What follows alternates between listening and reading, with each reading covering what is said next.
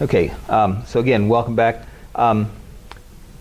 If you weren't here last time, Dr. Post, I think, is going to put the talk up. Also, some of the things I talked about last time, I talked about at the SAS Global Forum in 2013, and they recorded it as a kind of a nice professional recording, and it's on Facebook or YouTube or one of those. But anyway, today, if you're interested in what's going on, you're interested in the slides and some of the discussion today, I teach data mining, or have taught data mining, in two different venues. One is here in the department, and it's listed here off my homepage as Stat 590 Data Mining, and also in the Institute for Advanced Analytics. And both of them have this PowerPoint slide. So if you go to those web pages, there are demos and all sorts of other things, some notes and things, including notes that are about what we're talking about today. And then there's this, both sites have PowerPoint demo links like this, and I've already brought it up to make sure it works, so I'll pull that up. But you're welcome to take a look at that if you want, or use them for something if you'd like to. So last time we talked a little bit about some data mining topics. One of them was the idea of recursive splitting, where we divide the data set up into homogeneous parts. In this case, looking at a binary response, red and green dots indicating people who defaulted or didn't. We do something called recursive splitting. These are sometimes called decision trees. We had some actual data from EM-HART study where we built a decision tree, did a couple of examples of that, talked about how to make the splits, how it's related to contingency tables. We talked a little bit about the general idea of hypothesis testing. We did a little data splitting on the survival statistics from the Titanic disaster that was immortalized in a movie, and got a decision tree for that. We talked about some different criterion for splitting. We talked about how multiple testing is related to all of this. We talked about withholding a validation data set to test our models on. We talked about the general idea of building a pretty large decision tree and then pruning off branches on that tree that are not very useful in the validation data set. Talked a little bit about the ideas behind it. We talked about pruning in terms of decisions, estimates, and rankings. We talked about accounting for costs, including probabilities. We talked about regression trees, in which instead of a binary response, you have a continuous response. Really, you have step function approximations to what would be an underlying function. So facetiously, I call this applied measure theory, because you're always approximating surfaces with step functions, right, in measure theory. And then I had an example of some automobile accident examples. Then we talked about boosting and random forest. I'll slow down a little bit. We were kind of in the middle of support vector machines. This is another topic. And so the idea here is you have some red points and some blue points. They might denote defaulters and non-defaulters or whatever it is. And I want to find a separating line or plane or point that is a good one. So one way we can approach that is to try to maximize the margin, which is the distance from the separating point here, the minimum distance from here to a red point plus the minimum distance from here to a blue point. We want to maximize that margin. We took a simple problem, made it more difficult by plotting the red points at z equals 1 and the blue points at z equals -1. And we noticed that if we fit a line and tilted it as much as possible, just making sure that the line was above the red points as shown here and below the blue points as shown here at the appropriate x values on the horizontal axis, that line would hit 0 at the midpoint, and that would be a good way to divide, maybe a good way to divide the red from the blue points. And we have a completely separable case here. The reason we made the simple problem harder is because usually you don't have just one x variable, you got several of them. Here we have x1 and x2, and the question is, what is the widest straight highway I can run through that gap in the middle of those red and blue points? So I'm obviously going to stretch it out till it touches some red points and some blue points, one or more of each, right? And I'm going to make it as wide as I can. So again, taking that problem and putting in a third dimension, z equals 1 for the red point, z equals -1 for the blue points, I'm going to put a plane in there and tilt it as far as I can, go to the place there in the middle where z is 0, kind of put a slice through there, drop that line down, and that would be my dividing line. And those points that the plane touches, a point, a point is something that has coordinates, right? Something like this. And that's also something that's called a vector, right? And the idea of a vector is that you have an x1 and x2 axis, and you have this point sitting out here, and a vector could be thought of as sort of an arrow also pointing to that point, going from the origin. So those points, those 3 points that you see in the solid red, are called support vectors. So those are the 3 support vectors. And the other points don't really determine that plane at all. They do not, therefore, determine the splitting line. All right, now, what happens if they're not exactly separable?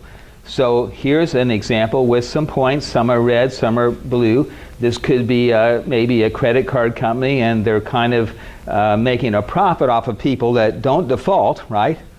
And don't pay their card off, but in fact just pay the interest, right?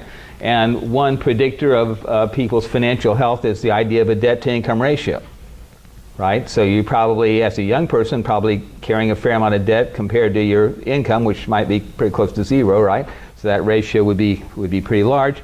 But you're young, and that's typical, right? If you're older, so age might come into this, or lots of variables that might come into it. But the idea would be is the sweet spot here for them in terms of profit would be that kind of middle section there. So so there isn't, I can't take a single point and separate the blues from the reds, right? But clearly there are 3 groups there, right? There's a sort of a blue group that's split in half and a red group that's sitting there in the middle. Are you with me? So imagine that I had a little flexible rod here that was blue on the edges and red in the middle. If I bent that like this, you have to look at my hands. If I bent that like this, right, I could probably take a paper cutter and slice off that red part with a line, a linear space, right, that would separate the blue and the red. Are you with me? See what I'm saying? All right, so, and I've made my problem here very easy because I generated most of those points, but I stuck in some special points at x equals 4 and 5, 7 and 8. Are you with me? So there's a little gap of 1, empty gap on both sides of 1. So what I'm going to do is what they call going to higher dimension. And what they mean by that is I'm going to add a third coordinate. So I got my z, right, then my -1 and 1. That's on the vertical axis. Are you with me? Then I got the x's that are on the axis going front to back, okay? And I'm adding a third coordinate that I'll call x2, but it's just x squared. And I'm going to plot that. So I bent it. You see, I bent it. And now I can drop that plane down through there and tilt it as much as possible. Can't I? Just like I did before. Those are points in 3-dimensional space, aren't they? Can't I put a plane in there just like I did before? Can't I tilt it just like I did before? Can't I go to the place where z is 0 and drop that down and get my dividing line? So I've gone to sort of higher dimensional space. Now, think about this for just a second. I've sort of got a quadratic going on here, right? If I gave you a point between that 4 and 5, somewhere, anywhere between there, are you with me? And I gave you a point anywhere between 7 and 8, could you give me a quadratic that crosses that axis at those 2 points? How would you do it?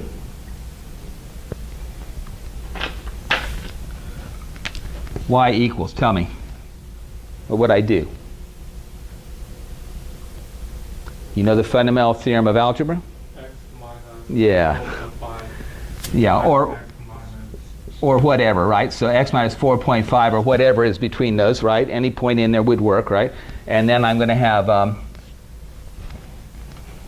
x minus the other, whatever my other root is that I want. And so we know what those roots are, right? And we know that when it, I guess I did 7.5. We know that when it passes through there, when x is 4.5 and x is 7.5, it's going to cross the axis, and the derivative is going to be non-zero, right? So it's not going to come down and touch the axis, it's going to cross it. So we know that. If I want it to be positive above the red points and negative below the blue points, what would I do? Just put a minus sign in front of it, right? So it bends down. And if I wanted to make sure that, remember y and z, if I wanted to make sure that yz is bigger than 1 everywhere, remember how we did last time? Well, I just multiply it by some c here, wouldn't I? To make that thing take a leap from -1 to 1 as it goes through that at each of those gaps, or from 1 down to -1. Are you with me? Do I understand sort of the idea? Okay, so that's that. So there's an example, and so what I've written here on this slide is the f of x and x squared. That is the quadratic that runs through what I'm going to call the support points or the support vectors. Those support vectors are the ones at the edges of those groups. So you following me? The ones that delimit those gaps. Are you with me? Those points. I'm going to tilt that thing, and in this case it's going to touch all 4 of them. But I need probably at least 3 or 2 at a minimum points to minimize that slope, and therefore what? Maximize the margin. As I said last time, this topic is totally devoid of any statistical content. There's no distribution, there's no p-value, there's no measure of accuracy, nothing, right? It's just geometry, that's all it is, okay? But it's not easy geometry. Okay, so now if I were looking down here, you see you see that sort of quadratic that we're drawing, right? Are you with me? And I've kind of twisted it around so that the highway that's going through there is left to right. Do you understand? So I've tilted it like that. Okay. Now, if I were putting a plane through there, a plane is a linear surface, right? So as I cross from this point to that one, I'm going linearly, not along the quadratic, but linearly through there. Are you with me? That set of points that form that quadratic, right? That set of points is embedded in a higher dimensional space. So there are lots of points in that 3-dimensional space that don't have x2 equal to x squared. Is that right? Lots of points in there, right? And don't have y minus 1 or 1. There are lots of points in that space. Okay, I've stuck a plane in there. This is the plane associated with the support vectors. Now, once we take the hint of how we could separate these things, right, then I don't care how many of those groups of red and blue you got. Just find those roots, multiply them all together, put a c in there, minus c if you want, and there is a separating polynomial that will, in that higher dimensional plot, and I can't plot it for you, right? I've run out of dimensions here, because now I'm going to have a cubic, right, and the z equals minus 1 and 1 axis. I'm in 4 dimensions already. I can't plot the thing for you like I did before. But if you simply plot the cubic that runs through the gap points that I've shown here, and if you think about this, if those gaps are of different widths, it's pretty likely that I'm not going to actually touch points on both sides, but I'll be able to run through there with some sort of function. I may have to go to pretty high dimensions. So I put R1, R2, and R3 as the roots, right? You see where they're labeled there. And if I go to higher dimensions, my dimensions now are x1 equals to x, x2 is x squared, x3 is x cubed, and then I got my z minus 1 and 1. So we're kind of looking into the floor here, right? All those red points are up at a height 1, all the blue ones are down at minus 1 down there in the basement, okay? So, and then we got some kind of plane going through there that hits 0 at that middle line. It hits 1 at the top line and minus 1 at the bottom line. Are you with me? Everybody with me? Okay. This is a real simple problem in a sense, because I can now see that if I start in 1 dimension, I can fit a polynomial through there and split everything apart with a plane in higher dimensions. But if you start out in 2 dimensions, things aren't so simple. But there are some simple graphs that people use to give you the idea. Suppose I'm in 2 dimensions. I have x1 and x2 here, right? So I have debt to income ratio and I have age or something. And what do you think the chances are of seeing something like this in actual data? Well, it's 0, right? So, but suppose all of the people that default are in that middle red circle, and the ones that don't default are in that outer blue circle. Again, you'd never see that in practice. But if I think about my coordinates x1 and x2, and I add a third coordinate, which is x1 squared plus x2 squared, okay, and I plot in 3 dimensions using color for the z equals -1 or 1, what I get is this. So it's like, you know what a headlight looks like, right? When you pull it out of your car, it's a parabolic mirror. And so it looks, so we're plotting these points on the edge of a parabolic mirror, do you see? Or a parabolic cone, if you will. Okay? And once we do that twisting of the plane, wrap it around that cone, we can see that there is a linear surface, a plane that slices through there so that the blues are all on one side, the reds are all on the other. Now, if I take that plane and I see where it intersects my parabolic cone, it makes a circle or an ellipse. We know that from middle school geometry. So there's just another picture of the same thing. And so we can drop that back down onto the original two-dimensional surface, and that's our separating plane, but it turned into a circle, right? How's everybody doing? That's called support vector machines. But again, it's not very practical at this point, right? Why isn't it practical, do you think? Or why would I say that, do you think? I don't know why you would say such a thing. Well, the chances are, if we insist on completely separating those points, we're going to have to be in an incredibly highly dimensional space. So why don't we just lighten up a little bit? Why don't we just lighten up a little bit, right? Why don't we go back and say, well, look, is it really going to bother me all that much if a few of these red points drift over to the left and a few of those blue points drift over to the right? Why don't I lighten up on this? You know, the requirement is that yz is bigger than 1 everywhere, right? Because there's the line which represents y. There are the z's, right? The 1s and -1s, and I'm forcing it to go between those two sets of points and not let anything venture into the other camp. So I'm going to put in something called slack variables, where I allow some movement, some blue and red points to be in sort of the wrong place, the wrong side of that separating plane. That, along with this going to higher dimensions, is the full-blown technology for so-called support vector machines.